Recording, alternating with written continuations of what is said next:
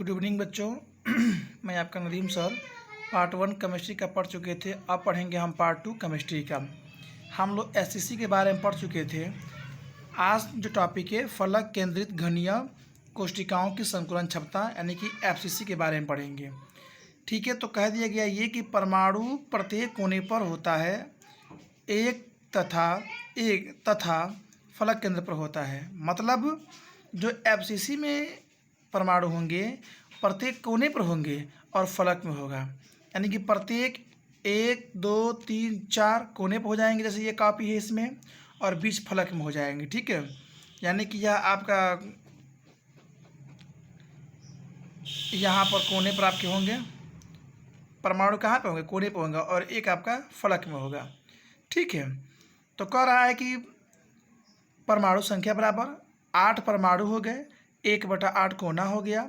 ठीक है, 6 फलक हो जाएंगे और 1/2 जो है कि उसकी पार्ट्स हो जाएंगे।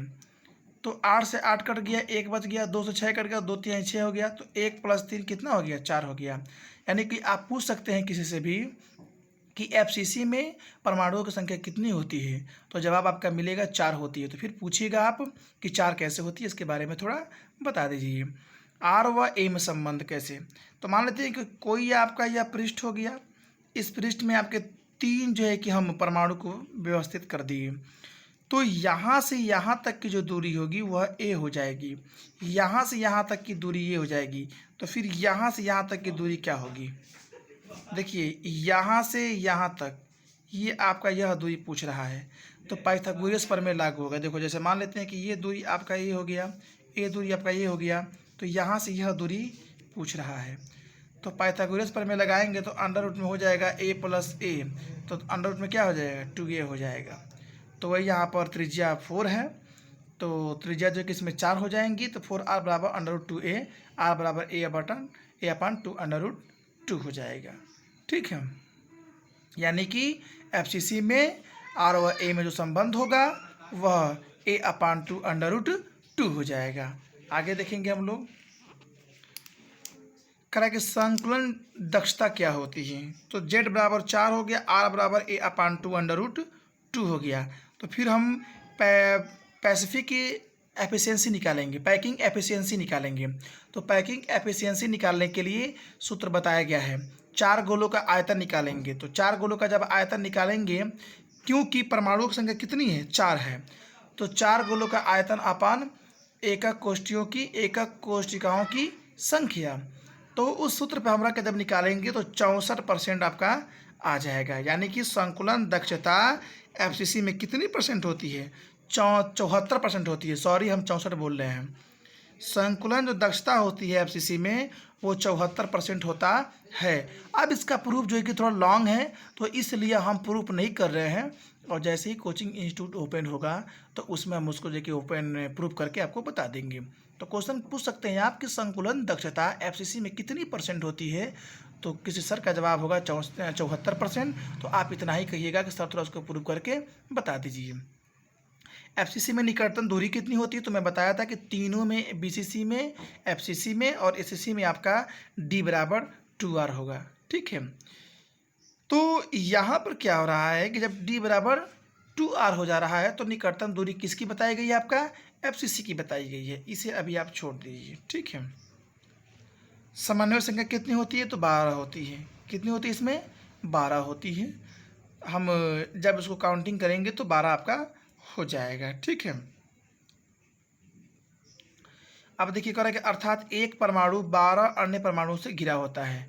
यानी कि एफसीसी में जो एक परमाणु होगा वह 12 अन्य परमाणुओं से घिरा होगा। जैसे एससीसी में बताया थे ना कि एक परमाणु जो कि 6 परमाणु से घिरा होता है, उसी तरह से इसमें भी आपका एक जो परमाणु होगा वह 12 अन्य परमाणुओं से घिरा होगा। परमाणु जो होगा जो प्रत्येक कोने पर तथा काय केंद्रित में उपस्थित होगा। जैसे मान लेते हैं कि यह हम फिगर बना दिए, तो यहाँ पर यहाँ पर यहाँ पर यहाँ पर यहाँ पर यहाँ पर परमाणु होगा। ठीक है, सब कोने पर स्थित होगा, और जो काय केंद्रित का मतलब ये होगा केंद्र में भी आपका एक परमाणु व्यवस्थित होगा। ठीक है, यानी कि परमाणु प्रत्येक कोने पर तथा काय केंद्र में उपस्थित होगा। इसका मतलब ये हुआ कि प्रत्येक कोने पर आपका परमाणु उपस्थित होगा, उसके बाद से केंद्र में भी आपका उपस्थित पाया जाएगा।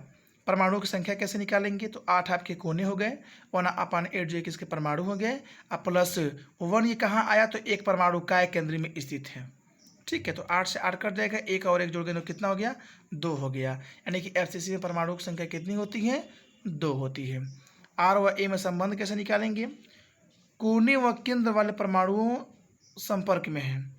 यानी कि देखिए यहाँ पर कैसे हम बताएंगे, जैसे यह कोना छूट जाएगा, यह कोना छूट जाएगा, यह कोना होगा, यह कोना होगा, और जो बीच में आपका परमाणु होगा यह आपस में क्या होगा, एडिंग हो जाएगा।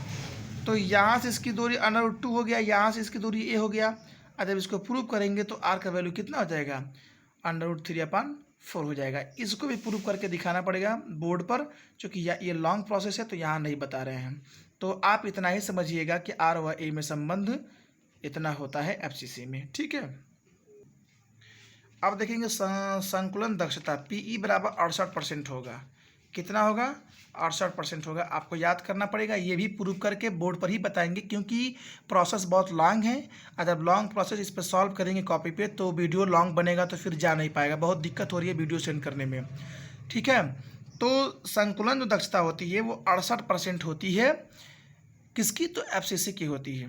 इसकी निकटतम दूरी कितनी होती है, तो 2r होती है, यानी कि 2 हो गया, और r का मान पीछे अभी निकाले हैं √3a/4, तो 2 से 4 करेगा, 2 2 जा 4, तो √3a/2 हो गया। यह चेंज हो जा रहा है, यहाँ पर निकटतम दूरी चेंज हो जा रही है, क्योंकि हम बोले थे कि तीनों में एक ही होता है, नहीं तो यहाँ पर चेंज हो रही है। ठीक है, निकटतम दूरी कितनी हो रही है, d बराबर 2r, यानी कि 2 इंटू √3a/4, तो 4 कट गया 2 से, तो 2 2 जा 4, तो √3/2 हो गया। ठीक, कोऑर्डिनेशन नंबर जो होता है, यानी कि समन्वय जो संख्या होती है वह कितनी होती है, 8 होती है FCC में।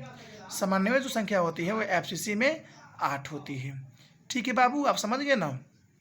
तो कहने का मतलब ये हुआ कि जो 68% हो रहा है, जो 74% हो रहा है, इसको लिखने के बाद थोड़ी सी अपनी कॉपी में जगह दे दीजिएगा, क्योंकि जब क्लास ओपन होगा तो हम उसको सॉल्व करके प्रूव करके आपको बताएंगे। क्योंकि वीडियो बनाने में बहुत लॉन्ग समय लग जा रहा है, जा नहीं पा रहा है, इसीलिए शॉर्ट वीडियो हमको बनाकर भेजना पड़ रहा है। तो 2 तो पढ़ लिए, अब तीसरा जो है कि वीडियो अगले वीडियो में आपको बताया जाएगा। Thank you very much.